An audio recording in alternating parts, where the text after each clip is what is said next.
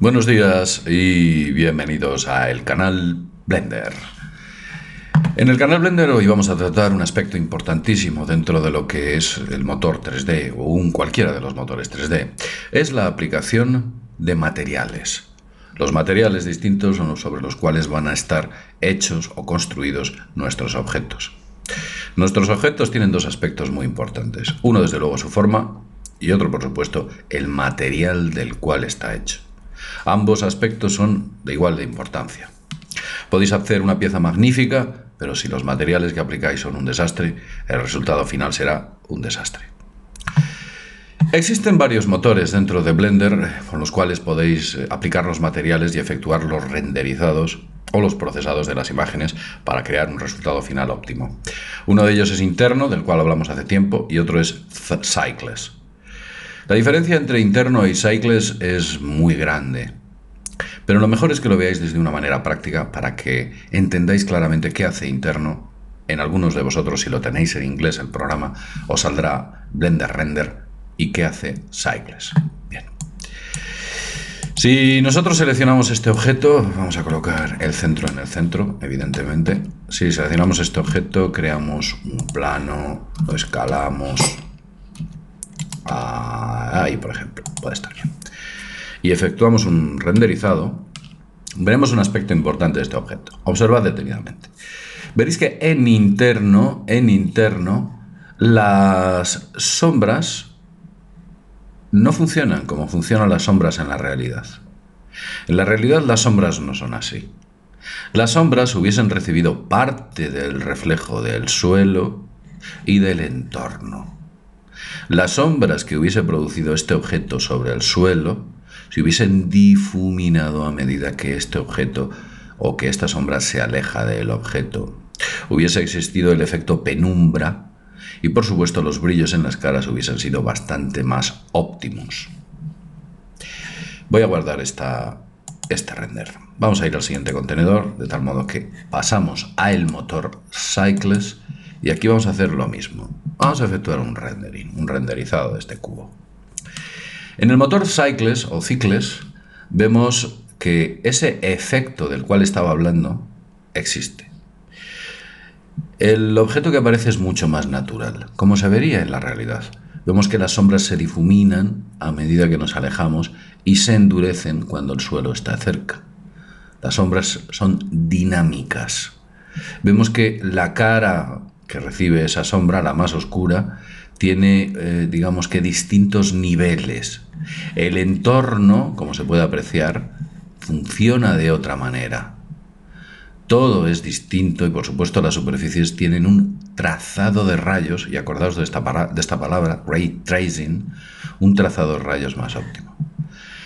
Pasamos al primer renderizado y, como vemos, la diferencia es notable entre uno y otro.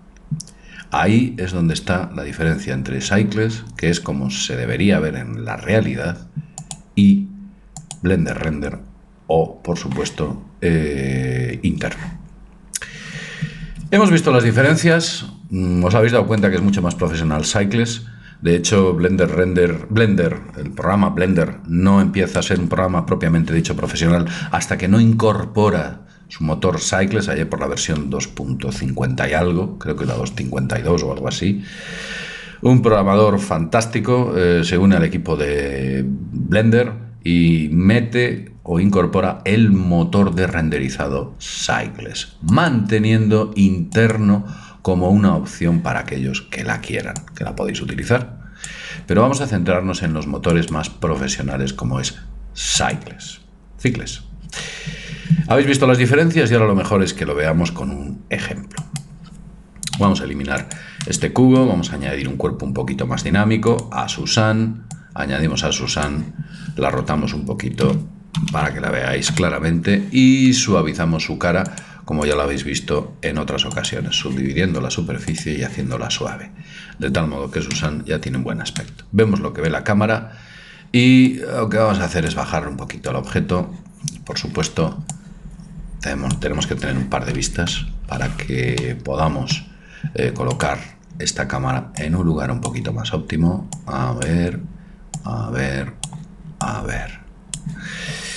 Yo creo que más o menos, quizás nos interesaría verla un poco más frontal. Tal vez ahí. Bien, tenemos a Susan, nuestra querida mona. La aplicación de materiales dentro de cicles se hace desde esta parte. Aquí evidentemente no os aparece nada ahora porque tengo seleccionada la cámara. Las cámaras, por supuesto, no tienen materiales, pero sí los objetos. Si yo selecciono este objeto, a Susan, nuestra querida Susan, vamos a poner en el centro, a nuestra querida Susan, ahora sí, nos aparece esta parte de aquí, importantísima. Si yo clico sobre ella, a vosotros no os aparecerá esto, no os preocupéis, esto es un pequeño add-on que yo incorporé dentro de Blender para convertir a cicles ciertos materiales.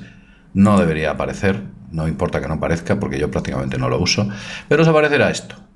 Y con esto nos permite agregar o incorporar a la superficie de Susan un nuevo material. Yo lo doy a nuevo, me crea un material por defecto llamado material 001 que vamos a cambiar y le vamos a llamar mona. Mona, sí, nuestra mona. Acostumbrados a poner el nombre a las cosas. Yo en estos casos no lo he hecho. En este caso sí, porque le llama Susan, pero bueno, aquí deberíamos llamarlo suelo. Y teniendo seleccionado a Susan, nos ha creado un nuevo material del cual podemos ver una previsualización. Observad, esta es la previsualización de cómo quedaría el material. Nos permite varias previsualizaciones. Una de ellas una superficie plana, una esfera, un cubo, la mona y por supuesto el pelo. Vamos a dejarlo en la esfera, que nos da una perspectiva más adecuada de cómo va a quedar ese material. Existen diversos tipos de materiales en todos los motores 3D, ya sea del 3D Max, el Maya, el Cinema 4D, el que queráis, el Monodo 50, etc. Pero digamos que todos ellos utilizan algunos de estos, todos, o incluso alguno más o alguno menos, dependiendo. Si clicamos aquí vemos los tipos de superficies que pueden ser consideradas por la naturaleza, las que pueden existir, y algunas de ellas ni siquiera existen en la naturaleza. Básicamente, lo que hace cuando seleccionamos un difuso es como una especie de cuerpo pintado. Imaginaos que os compráis un bote de pintura mate y pintáis una superficie. Yo voy a hacer un renderizado, voy a mantener esto de esta manera para que veáis cómo queda. Esta luz vamos a aprovecharla, vamos a crear un sol dentro de unos nodos al que le vamos a meter una potencia de 3. Sería más adecuado para que veamos claramente el efecto. Vamos a dejar así. Bien, estas superficies que nosotros hemos creado, en este caso se llama difuso, puede ser alterada seleccionando cualquiera de otras ellas, pero nos vamos a centrar en difuso. Existe un aspecto que se llama rugosidad.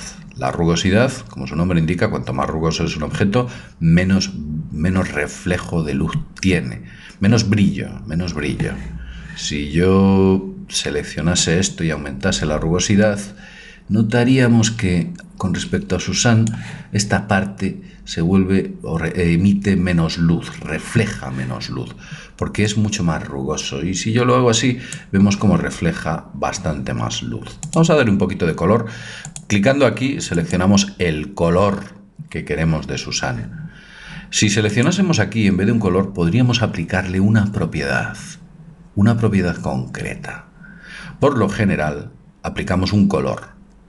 Pero cuando hagáis trabajos un poquito más complejos, aquí aplicaréis otras cosas. De momento vamos a aplicar un color. Vamos a darle un color, por ejemplo, un color como este amarillo. Un amarillo medio, así un poquito, digamos que mate. Como he dicho antes, si yo aumento la rugosidad, ese amarillo se vuelve mucho más mate. Si yo seleccionase en vez de difuso un ambiente reflectivo, veis que esto sería como una especie de espejo. Susan se convertiría algo así como, pues no sé, como que su superficie fuese literalmente un espejo. Este espejo, si aumentamos la rugosidad, podemos hacer que se vuelva o que se convierta, por ejemplo, el reflejo que puede producir el acero, el oro, el plomo, podemos modificarlo. Cada cuerpo o cada metal tiene su índice de reflexión.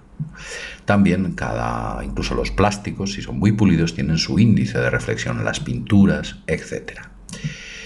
Vamos a dejarlo de momento así.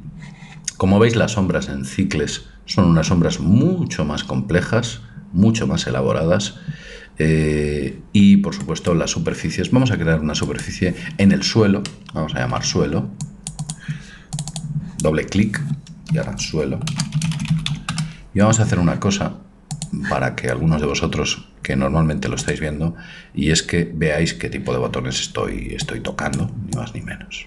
Voy a hacerlo así. Bien. Hemos aplicado esto, pero hay un aspecto fundamental dentro de Cicles. Cicles, aunque podemos utilizar estas opciones de aquí, volumen, desplazamiento, superficie y opciones adicionales, tiene una peculiaridad, y es que trabaja con lo que se denominan nodos. Y aquí es donde la matan. Algunas personas, cuando oyen hablar de los nodos dentro de los programas 3D, salen corriendo literalmente, porque se asustan frente a la complejidad de lo que puede suponer estos nodos que os vamos a enseñar aquí. Editor de nodos. En el editor de nodos, nosotros tenemos seleccionado el objeto y le indicamos que queremos trabajar sobre la textura. Nos aparece la textura que tenemos aplicado a Susan. ¿Lo veis? A Susan. En estos momentos, esta textura que tenemos aplicada, o esto que veis aquí, los nodos, que en este caso estáis viendo unos muy simples, es algo así. El mejor ejemplo sería como que a ese material le estamos aplicando una especie de aderezos. Imaginaos de alguna manera, aunque el ejemplo es un poco estúpido, imaginaos de alguna manera que estáis haciendo pues un guiso, y en ese guiso pues requiere que mezcléis pues sal, agua, carne, tomate y una serie de elementos para que el sabor sea fantástico. Todos tienen que tener su justa medida y haberse colocado de manera correcta. Esto es lo mismo. Imaginad que cada elemento cuadradito de estos es uno de los aderezos que lleva ese guiso que queréis hacer, que el resultado final es la superficie. En este caso, solamente hemos añadido esto, difuso, y se lo hemos clavado a material. Este nodo que aparece material es el resultado final. Y esta línea le indica que se aplica este efecto, este ingrediente, sobre el material. Otro aspecto que tenéis que tener en cuenta es que podemos incorporar mezclas, entre otras muchas cosas. Podemos mezclar dos ingredientes de la siguiente manera. Si pulsáis Shift A, veis aquí donde pone sombreador. Y aquí hay una cosa que dice mezcla de sombreadores. Mezcla. Si yo me pongo encima de este nodo y clico, lo que ha hecho ha sido ponerse en el camino de. Yo podría eliminarlo. Si no tengo nada, evidentemente la superficie sobre la que estoy trabajando no me va a mezclar. Si yo selecciono, y estoy trabajando con el suelo, si yo seleccionase un nuevo sombreador, como pueda ser un reflejo, un efecto de reflejo, y lo incorporase, quiero que observéis el suelo, y lo incorporase dentro de esta mezcla, mirad el suelo, ha cambiado. Tiene más brillo, más reflejo, refleja más. No obstante, su superficie es relativamente opaca, es relativamente rugosa. Esto que pone aquí, FAC, es, digamos que, la presión o la intensidad de uno con respecto a otro. Imaginaos que es un guiso, y esta es la carne, y esta es la sal. Y necesitáis echar más carne, le metéis yendo hacia la izquierda, le incorporáis más de del que está en la parte superior, y yendo a la derecha le incorporáis más del que está en la parte inferior. De tal modo que colocando esta barra en el punto donde os interesa, lo dejáis donde más os convenga. Esto es importante, esta mezcla. Evidentemente, cada uno de ellos tiene sus características independientes. Si yo colocase eso ahí, observad que el efecto de mezcla hace que parezca un espejo. Si yo llevo todo esto a la derecha, la influencia de esta capa sería de 1, pero si lo llevo hacia la izquierda, la influencia de esta capa sería de 0. Recordad, estos aspectos son importantes. Dejémoslo ahí aproximadamente. Vamos a hablar de Susan. Vamos a hacer lo mismo con nuestra querida monita. Hemos incorporado un material que es reflectivo. Supongamos por un momento que queremos hacer un material semejante al oro, el oro. El oro, si lo habéis observado, tiene un poquito de amarillo y un poquito de naranja. Entonces yo lo que hago es que creo un sombreador de mezcla, estoy ahora con Susan, de mezcla, que lo incorporo. Veis que ha cambiado el tono porque aquí no le he metido ningún sombreador, solamente está cogiendo el 50% de la influencia del ingrediente, del nodo reflectivo. Si yo crease otro nodo, ¿cómo lo hago? Selecciono, y ahora Shift D, y he duplicado, he creado otro nodo.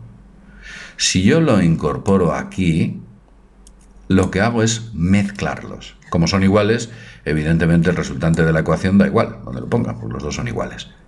Pero si yo incorporo un tono naranja, veréis que este material se parece más al oro, y si seleccionase un tono amarillo más correcto, la mezcla de ambos sombreadores haría que se pareciese bastante más al oro, pudiendo seleccionar la intensidad en el punto que más me interesase. Esto lo puedo hacer de manera repetida. Yo puedo seleccionar con B, el pulsado B, ahora Shift D, y puedo duplicar nodos. Los coloco, por ejemplo, aquí, vamos a reducirlo, vamos a quitar esta parte, y yo podría hacer algo como lo que os voy a enseñar ahora. Muevo este nodo, este le corto, pulso control y me muevo como si fuera una cuchilla. Control, ¿lo veis? He hecho así. Si yo hago esto e incorporo un naranja con más intensidad, mirad lo que sucede. Lo que ocurre es que el oro cada vez se parece más al oro, porque digamos que he hecho más compleja esta superficie. Uno de los valores puede ser este, y ahora se parece bastante más al oro. Podéis ver aquí.